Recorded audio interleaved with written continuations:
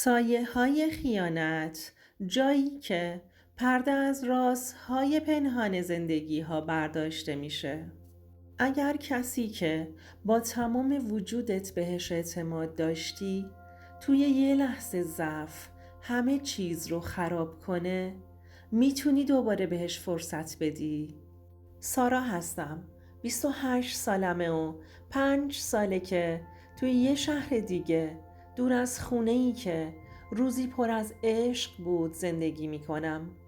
از بچگی همیشه دختری احساسی و رویایی بودم.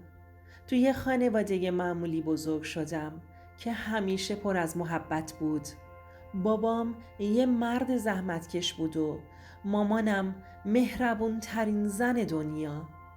خونمون همیشه بوی نون تازه و چای دارچینی میداد. از همون بچگی یاد گرفتم که عشق مهمترین چیز تو دنیاست. دوران مدرسه با خیال پردازی عاشقونم گذشت تا اینکه امیر وارد زندگیم شد. اولین بار امیر رو توی دانشگاه دیدم. پسری قد بلند و خوش چهره بود که با نگاهش تمام دنیا رو به من میبخشید. عشقمون آروم و عمیق بود. امیر منو میپرستید و منم همه چیزم رو بهش سپرده بودم. 4 سال بعد هم ازدواج کردیم. زندگیمون پر از لحظات عاشقونه بود. هر روز برام پیام‌های عاشقونه میفرستاد و منم همیشه غذاهای مورد علاقش رو براش میپختم. وقتی خسته بودم برام قصه میگفت.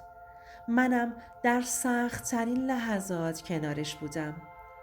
وقتی شغلش رو از دست داد، وقتی ناامید بود، وقتی بیمار شد، همه چیز از شبی شروع شد که دنیام فرو ریخت.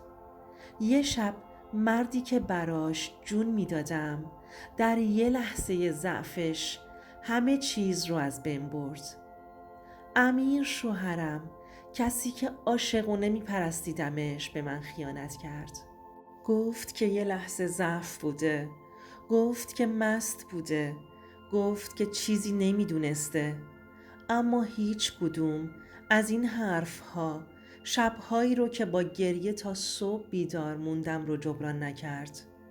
اون شب رو یادم نمیره. امیر گوشیش رو برداشت. رنگ صورتش پریده بود و سفید شده بود. دستاش شروع به لرزیدن کرد. من هیچی نگفتم. فقط نگاش کردم. گوشی رو از دستش کشیدم و صفحه رو بازش کردم. فقط کافی بود که چند تا از پیامهاش رو بخونم. اما قلبم از جا کنده شده بود. زن دیگه‌ای تو زندگیش بود. شایدم برای یه شب بوده، شایدم برای مدت طولانی، اما برای من این قضیه پایان این زندگی بود. همون شب چمدونم رو بستم و از اون خونه بیرون اومدم.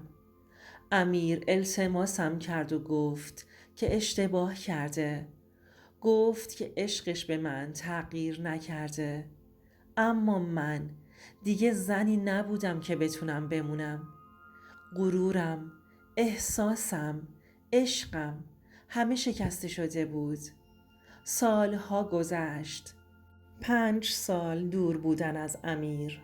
5 سال تلاش برای فراموش کردن، برای بازسازی خودم. میدونستم که امیر هر کاری میکنه تا منو برگردونه. شنیده بودم که امیر هیچ زنی رو وارد زندگیش نکرده، که هنوزم هر سال روز تولدم به خونه قدیمیمون میره و برام شمع روشن میکنه. اما اینا واسه من کافی نبود. یه چیزی توی قلبم شکسته شده بود که دیگه جوش نمیخورد. ولی سرنوشت همیشه راهی برای برگردوندن گذشته پیدا میکنه. یه روز که برای جمع کردن وسایل قدیمیم به خونه مادرش رفته بودم، جعبه‌ای رو پیدا کردم. یه جعبه چوبی که اسم من روش حک شده بود. با دست‌های لرزون درش رو باز کردم. داخل جعبه نامه بود. روش با خط امیر نوشته شده بود برای سارا. قبل از هر چیزی اون نامه رو در حالی که دستام میلرزید باز کردم و خوندم. تاریخش برای قبل از اون شب لعنتی بود. قبل از خیانتش. قبل از شکسته شدن من.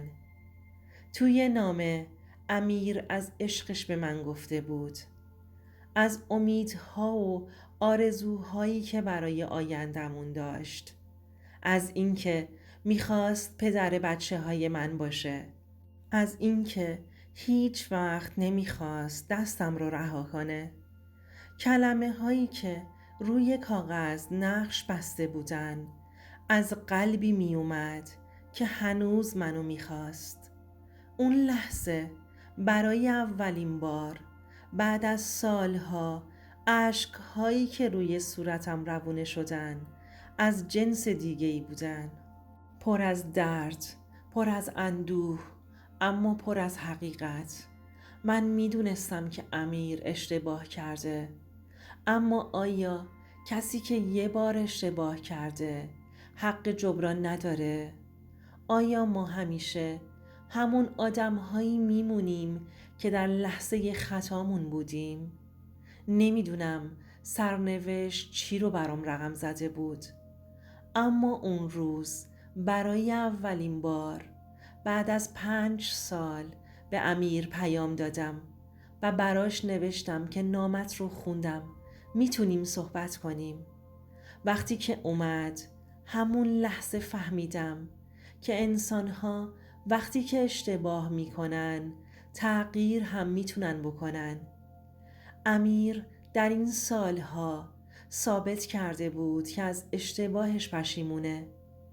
ما ساعتهای طولانی با هم صحبت کردیم. امیر با صدایی لرزون گفت هیچ روزی نبوده که از کاری که کرده پشیمون نباشه. به هم گفت که تو حق داری، شاید هرگز نتونی منو ببخشی. یه لحظه بینمون سکوتی نشست. دلم میخواست باور کنم که امیر دیگه اون مردی نیست که یه شب همه چیز رو ویرون کرد. میخواستم به عشقی که داشتم فرصتی دوباره بدم. اما آیا میتونستم؟ بعد از روزها فکر کردن تصمیم گرفتم دوباره کنار هم قرار بگیریم. اما این بار آهسته تر، محتاط تر. اعتماد مثل یک نهال شکننده است که نیاز به زمان داره تا دوباره رشد کنه. اما هر روزی که میگذشت میدیدم که امیر از اشتباهش درس گرفته و حالا برای جبرانش با تموم قلبش تلاش میکنه. هیچ عشقی کامل نیست. هیچ انسانی بی اشتباه نیست. اما چیزی که مهمه پشیمونی واقعیه و تلاش برای جبرانشه. گاهی بخشش قوی ترین کاریه که یه انسان میتونه انجامش بده. اما این تنها زمانیه که میبینید اون شخص واقعا تغییر کرده. گاهی تو زندگی ما به اشتباه فکر میکنیم که انتقام یا نادیده گرفتن کسی که به ما خیانت کرده میتونه قلبمون رو آروم کنه. اما در حقیقت بخشش نه تنها به دیگری بلکه بیشتر به خودمون آزادی میبخشه. عشق واقعی نه فقط در روزهای خوش که در روزهای سخت نیز خودش رو نشون میده. با تموم دردی که در دل داشتم تصمیم گرفتم که عشقم رو به نفرت ترجیح بدم. میدونستم که زندگی کوتاه‌تر از اونیه که در تنگناهای کینه و نفرت گرفتار بمونه. وقتی کسی که به ما خیانت میکنه ممکنه درد شدیدی به ما وارد بشه. اما اگه تمام این درد رو به دل بگیریم به خودمون آسیب میزنیم. بخشش نه به این معناست که کسی رو بی مجازات بذاریم، بلکه به این معناست که دیگه اجازه ندیم گذشته بر حال و آیندمون سایه بندازه. وقتی قلب رو به جای نفرت با بخشش پر می کنی، در حقیقت در مسیر آرامش درونی قدم میذاری. شاید امیر هنوزم باید با اعمال خودش روبرو بشه، ولی من با این تصمیم به خودم ثابت کردم که هنوز میتونم قدرتم رو در بخشش و عشق زنده نگه دارم. زندگی پر از چالش هاست و هیچ چیز ارزشمندتر از اونی نیست که یاد بگیریم در برابر اشتباهات نه با عصبانیت بلکه با قدرت بخشش و رهایی از گذشته پیش بریم.